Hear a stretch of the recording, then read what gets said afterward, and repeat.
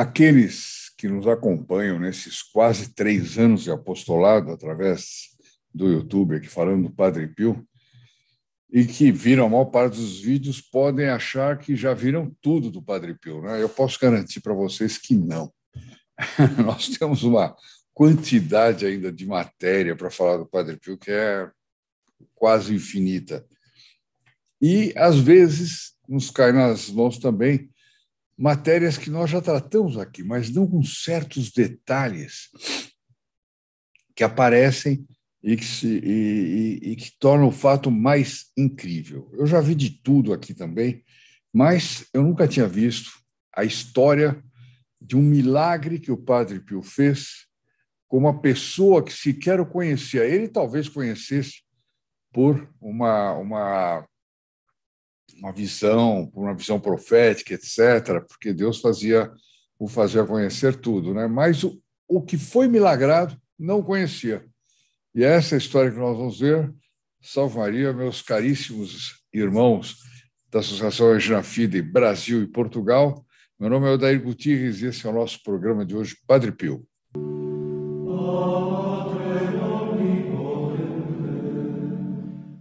Primeiramente, uma notícia para vocês. Na sexta-feira passada, o demônio pintou e bordou no nosso plantão de atendimento, até porque na véspera tinha tido chuvas colossais aqui na região, mas colossais mesmo, parecia um rio correndo, era uma coisa impressionante. E ninguém conseguia ligar para lá, e era justamente no dia que nós tínhamos oferecido de presente, gratuitamente, a medalha do Padre Pio, né? Essa medalhinha tão bonita do Padre Pio, e que muitos pediam, nós conseguimos fazer um pouquinho mais, e com isso a gente vai distribuir. Bom, mas na sexta-feira muita gente não conseguiu pedir. Então, hoje terça-feira, nós vamos distribuir de novo a medalha do Padre Pio. Então, aproveite o telefone, eu rezo aos santos anjos para que não deixem a telefonia ter problema e que todos vocês possam ligar. De vez em quando eu vou fazer uns cortezinhos aqui, porque eu estou com uma crise de alergia de espirros aqui, que é uma coisa tremenda. Bom, hoje, quem estiver assistindo esse vídeo cedinho, lembre-se que às 10 horas da manhã tem a missa votiva do Padre Pio, né? Na Venerável Hora Terceira do Carmo, às 10 horas da manhã, celebrada pelo Frei Marcelo, e vocês podem assisti-la pela internet e suas intenções serão incluídas nessa missa, certo? E aqueles que também não se inscreveram no nosso canal, se inscrever a tempo, serão incluídos nessa missa de hoje e na missa da próxima quinta-feira. Se não, se assistirem depois às 10, na missa da próxima quinta-feira. Basta você se inscrever no canal e quando você compartilha com todo mundo, você coloca todo mundo nas intenções da missa. Olha que fantástico esse apostolado. Vamos lá, então. O meu recadinho, e nós entramos depois direto nessa história incrível. Este lindo calendário 2022, com fotos raras e frases inspiradoras do Padre Pio, já abençoado por um sacerdote, pode ser seu. Mas corra, o nosso estoque é limitado e pode acabar antes do previsto. Por isso, inscreva-se agora no grupo Filhos Protegidos para receber o seu. Ligue 0800 006 1223 das 8 às 18 horas, se você estiver no Brasil, ou 707 502 677 das 11 às 21 horas, caso você esteja em Portugal. Nosso plantão funciona de segunda a sexta-feira. Bom, espero que tenham prestado atenção nesse recadinho e que pensem bem em se transformar em filhos protegidos do Padre Pio, se inscrever ainda neste ano. Vamos começar 2022 sob a proteção do Padre Pio. Vamos ao nosso texto. Padre Pio cura um rapaz que sequer o conhecia. Padre Pio, Histórias e Memórias de John McCaffrey, que é um jornalista, biógrafo do Padre Pio, tem uma credibilidade incrível. Olha a história que ele vai contar. No final de tarde, em viagem no trem que ia de Bolonha para Roma, eu, o jornalista, comecei a conversar com um jovem rapaz sentado à minha frente. Fiquei sabendo que era um agricultor dos arredores de Pádua, que tinha aproximadamente 60 empregados e que no ano anterior vencera o Torneio Nacional de Produção de Trigo. Ou seja, esse homem estava gozando de plena saúde. Guardem esse detalhe. Naquela época, eu também era um agricultor aspirante durante parte do meu tempo. Perguntou-me se de Roma eu voltaria diretamente à minha base de trabalho, que era Milão, e eu respondi que não, que prosseguiria para o sul. Poderia saber qual o seu destino? Disse ele. Deixa eu virar a página. Poderia saber qual é o seu destino? Disse ele. Claro, eu vou para um pequeno lugar do qual talvez você nunca tenha ouvido falar, San Giovanni Rotondo. Naquele tempo, San Giovanni Rotondo não era conhecido nem na Itália. O Padre Pio é que transformou San Giovanni Rotondo num centro universal, praticamente, de tantas peregrinações, etc. Né? O que um santo é capaz de fazer? O rapaz olhou para mim, tirou uma fotografia da carteira e disse: Padre Pio? Eu peguei minha carteira também, tirei uma outra fotografia e respondi ele mesmo. Os dois tinham a foto do Padre Pio. Rimos entusiasticamente e eu lhe perguntei. O jornalista perguntou: você já esteve lá? Resposta dele: 7 vezes. 7 vezes. Fui curado milagrosamente por Padre Pio antes mesmo de saber da sua existência. Olha que impressionante, hein? Olha que impressionante. Agora nós vamos ver como é que ele foi curado pelo Padre Pio sem conhecer o Padre Pio. O Padre Pio, com certeza, o conheceu, porque senão não teria acontecido o que vai acontecer aqui agora.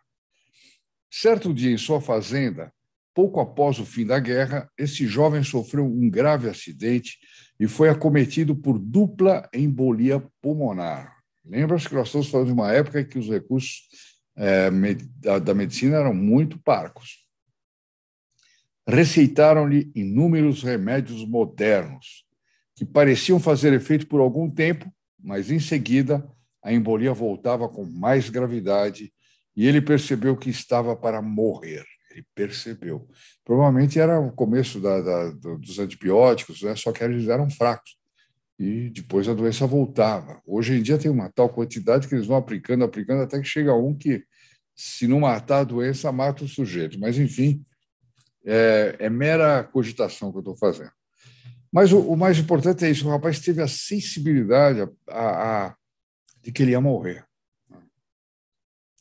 Ele era jovem e forte e não queria morrer ainda.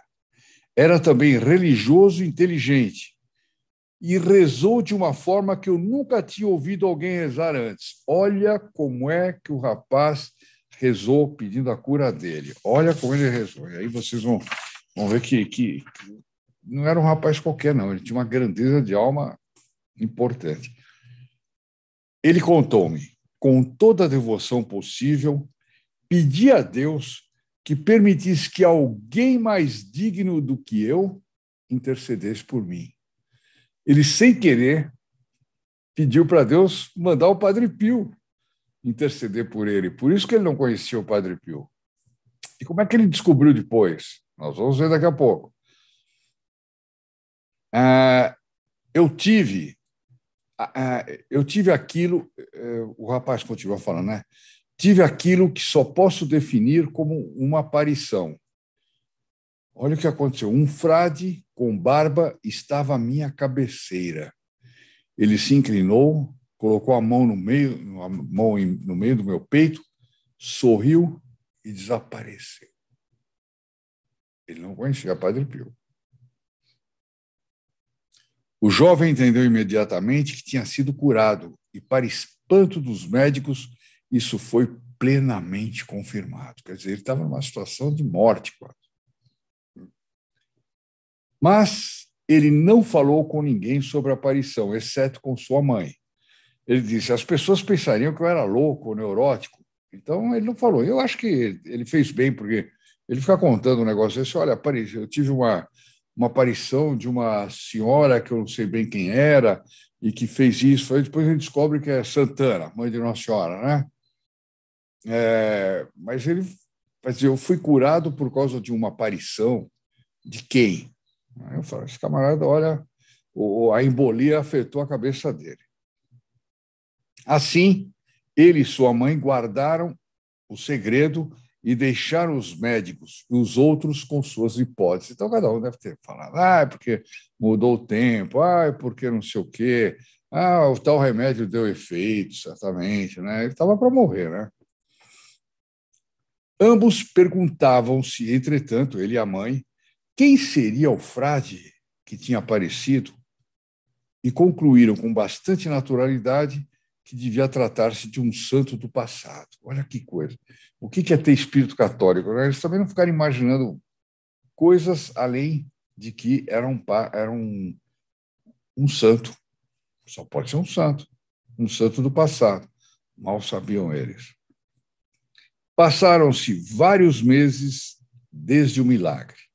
Certa manhã, o rapaz miraculado foi a Pádua tratar de negócios com o senhor, que depois resolveu convidá-lo para almoçar em sua casa. Olha o que aconteceu. Então foi almoçar na casa de um homem com quem ele foi tratar negócios, e ele agora relata: assim que entrei na sala, fiquei petrificado, porque ali, na parede, havia não um quadro, mas uma fotografia do frade que me aparecera. Olha que coisa fantástica. Ele não conhecia o Padre Pio. Agora, imagina vocês, são filhos protegidos do Padre Pio, que conhecem o Padre Pio os conhece, que tem mais de 72 missas por ano. Vocês acham que podem titubear a respeito da proteção que o Padre Pio lhes dá? Eu acho que não. E se alguma graça ele não atendeu ainda, é porque talvez não lhe fizesse bem. Porque ele só quer salvar sua alma. Ele só quer isso. Então ele entra e é o padre que apareceu. Ele então perguntou para o dono da casa quem era esse frade.